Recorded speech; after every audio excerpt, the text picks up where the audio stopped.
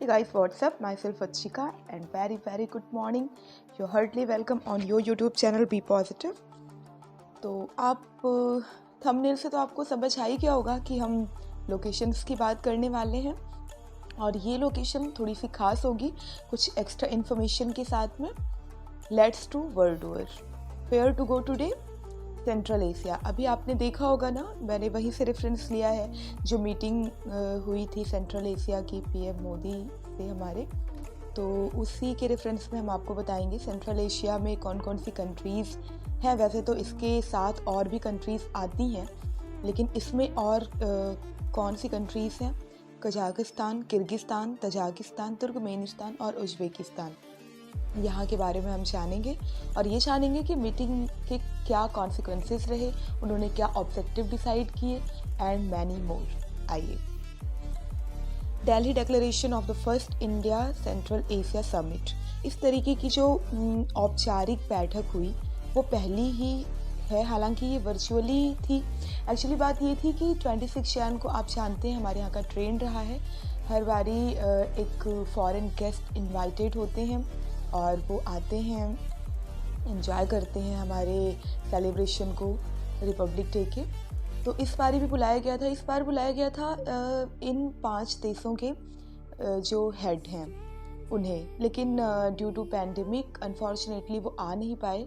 तो इसके बाद 27 अर्ली नेक्स्ट डे 27 को ही जो है वर्चुअल मीटिंग ऑर्गेनाइज करी गई विद 5 नेशंस. ठीक है. Prime Minister Sri Narendra Modi hosted the first India Central Asia Summit in virtual format on 27 January 2022, which was attended by presidents of, नाम देखिएगा, Republic of Kazakhstan, Kyrgyzstan Republic, Republic of Tajikistan, Turkmenistan, Republic of Uzbekistan. This first India Central Asia coincided with the 30th anniversary of establishment of diplomatic relationship between India and Central Asian countries. ठीक है. तो अभी ये कहा जा रहा है कि 30 साल पहले ये कोइंसाइड किया गया था और नेक्स्ट 30 सालों में जितनी भी चीज़ें, जितने भी ऑब्जेक्टिव्स डिसाइड किए गए हैं, जिन पे भी कॉमन अप्रोच की बात करी गई है, वो नेक्स्ट 30 डेज़ में 30 ईयर में वो ये लोग परस्यू करने की कोशिश करेंगे, कंप्लीट करने की कोशिश करेंगे. ठीक है. दिल्ली डिक्लेरेशन इसका नाम क्यों है? क्योंकि दिल्ली हब है एक तरीके का. ये जो है एक ऐसी जगह है, एक्चुअली दिल्ली डिक्लेरेशन के पीछे की बात यही है कि सेंट्रल एशिया के लिए यहाँ पे एक रेजिडेंसी की फैसिलिटी है. ठीक है. यहाँ पे आके हम अपने common approach, common issues discuss कर सकते हैं. तो इसका नाम दिल्ली डिक्लेरेशन रखा गया.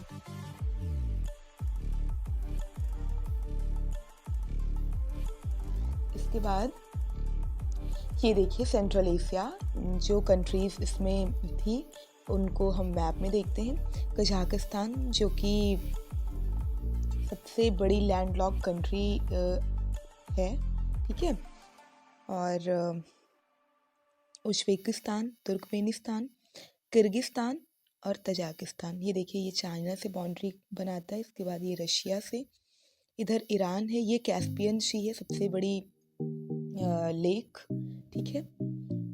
और ये पाकिस्तान, अफ़गानिस्तान, ये आप देख ही रहे हैं, और इंडिया इसके पीछे है. को हम वर्ल्ड लेवल पे देखें तो हम बहुत ही अच्छे से, बहुत ही ईज़िली, बहुत ही पीसफुली इन चीज़ों को, अपने गोल को पा सकते हैं. ठीक है. इसके बाद है it was also decided to focus on connectivity and trade amongst the nation and to resume talks for the proposed Tapi project. Tapi project आपको पता है जो भी ये तापी प्रोजेक्ट क्या है? 1814 किलोमीटर 1814 किलोमीटर की स्ट्रेंथ का ये है. और इसका फुल फॉर्म अगर हम जानें, बहुत इजी है. तुर्कमेनिस्तान, अफ़गानिस्तान, पाकिस्तान और इंडिया का ये एक गैस लाइन प्रोजेक्ट है. ठीक है. तो इसको रिज्यूम करने की बात करी जा रही है. किसी वजह से ये मतलब वही है, अफ़गानिस्तान और पाकिस्तान में जितने सारी जो अनस्टेबल कंडीशन है उनकी वजह से ये अभी पॉज लग गया था इस पर, तो इसको भी रिज्यूम करने की बात करी जा रही है। और talks on pursuing common approach on the INSTC। INSTC क्या है? ये अशगाबाद एग्रीमेंट से रिलेटेड है। अशगाबाद एग्रीमेंट आपने सुना होगा, वो भी रीजनल कनेक्टिविटी की ही बात करता है, जो हम साझा कर सकते हैं अपने ट्रेड, इकोनॉमी एंड बिजनेसेस। तो इसका फुल फॉर्म होता है इंटरनेशनल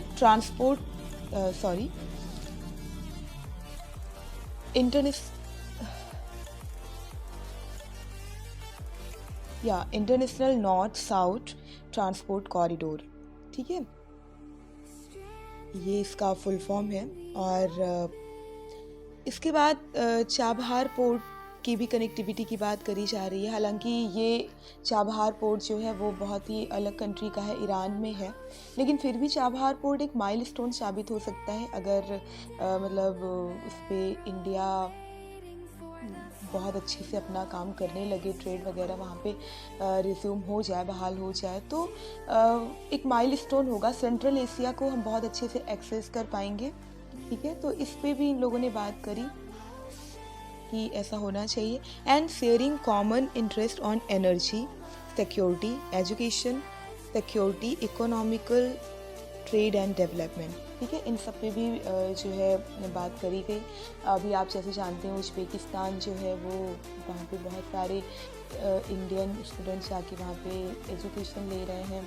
और तुर्कमेनिस्तान है और तजाकिस्तान, किर्गिस्तान है, ये हमारे बहुत अच्छे फ्रेंड हैं, चाहे वो सिक्योरिटी लेवल पे हो, बिजनेस लेवल पे हो, ट्रेड लेवल पे हो। ठीक है, तो कुल मिला के बात यही थी कनेक्टिविटी की और ट्रेड की, बिजनेस की।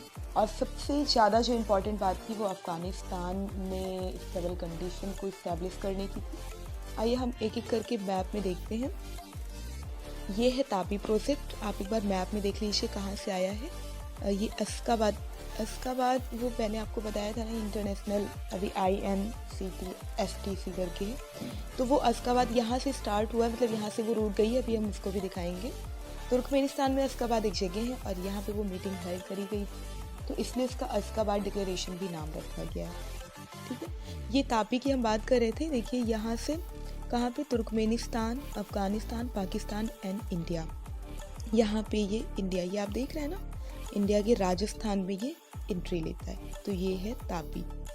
ठीक है, और ये है INSTC प्रोजेक्ट। ये एक्चुअली कॉमन रूट है जो सुएज कैनाल का रूट है पूरे ट्रेड का। और यहाँ पे ये जो ब्लैक ब्लैक डॉट आपको दिख रहा है, ये इतना रूट है, यही है INSTC रूट। ठीक है, यहाँ ये कहाँ से जा रहा है, ये यूरोप में भी, ये देखिए मॉस्को, सेंट पीटर्सबर्ग।